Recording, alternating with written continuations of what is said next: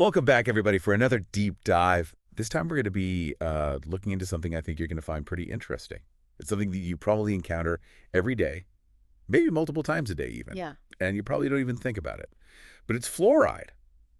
Fluoride in our drinking water. Yeah. I mean, we all know it's supposed to be good for our teeth. Oh, It's no. all these commercials tell us. That's the message we've all kind of grown up with, for decades now. Exactly. But lately, things have gotten a little more complicated. There's some new research that's come to light. And then there's this court case, which is really shaking things up. Yeah. And on top of all of that, you've got RFK Jr. and his plan to ban fluoride nationwide. So today we're going to take a deep dive into the science for and against fluoride. We're going to look at the potential risks. We're going to try to figure out what exactly RFK Jr. has in store for us. Yeah, it's a really fascinating issue, I think, particularly because it brings up questions about, the intersection between science, public health, and even like personal choice. Absolutely. So let's start with the basics. For years, adding fluoride to our water was seen as this huge victory, a huge victory for public health. Why is that? Well, it goes back to the 20th century. Organizations like the CDC and the American Dental Association, they really led the charge to get fluoride added to water systems all across the country. And their argument was that, fluoride helps prevent tooth decay. And this is especially important for people who maybe don't have access to regular dental care. In fact, the CDC claims that fluoride in drinking water prevents at least 25% of tooth decay across all Americans' lifespans. Wow.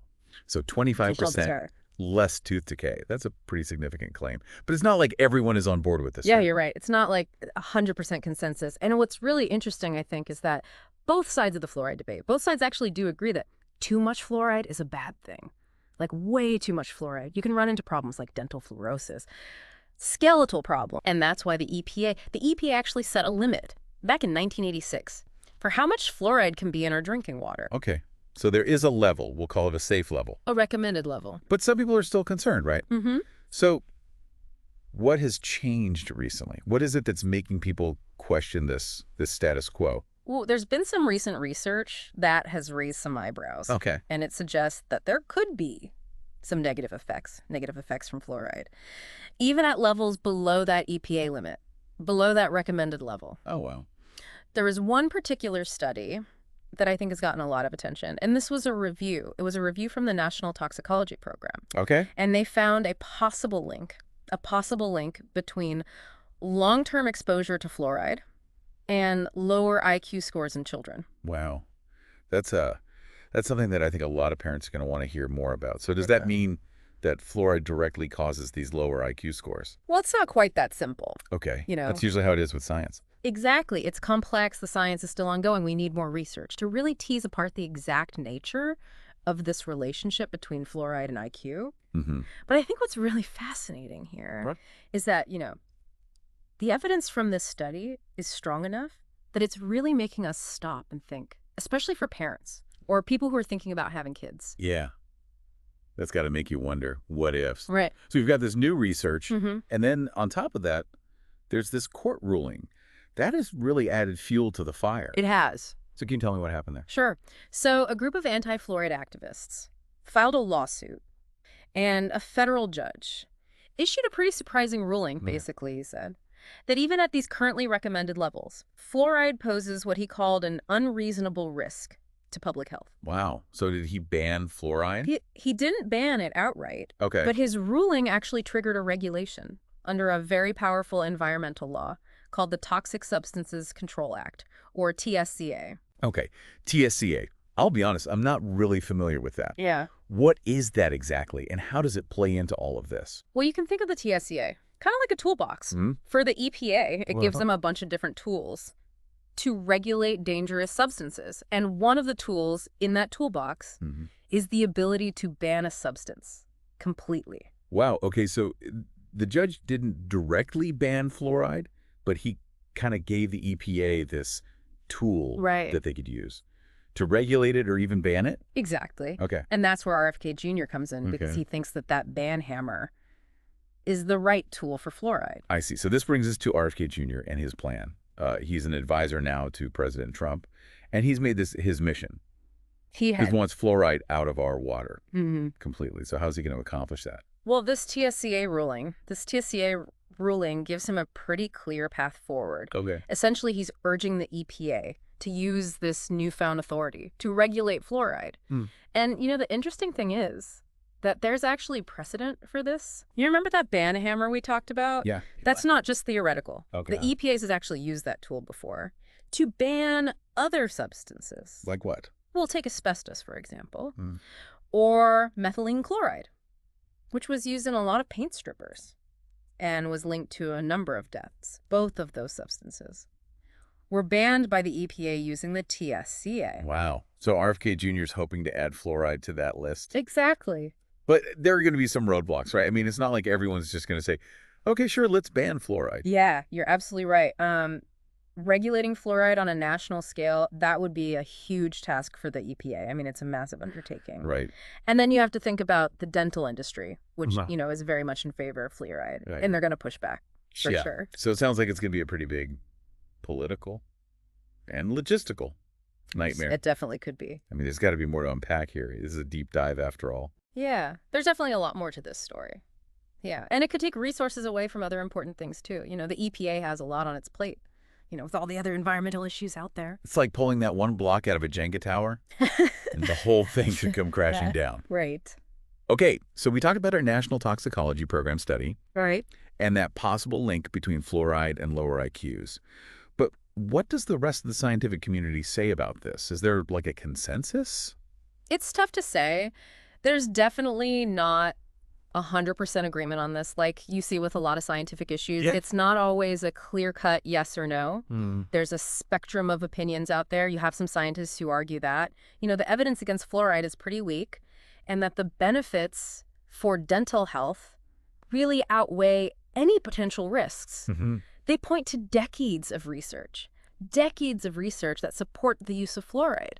And they highlight how effective it is at preventing cavities. Right, especially for those communities that we talked about that don't have easy access to dental care. Exactly. So it sounds like there's this solid body of evidence supporting fluoride, Yeah. but then we also have these newer studies Right. that are raising some concerns. Yeah. It's kind of a tough spot to be in It is. for policymakers It's definitely. and also just for individuals who are trying to make decisions about their own health. Absolutely. Like, what are we supposed to believe? Well, I think this is where,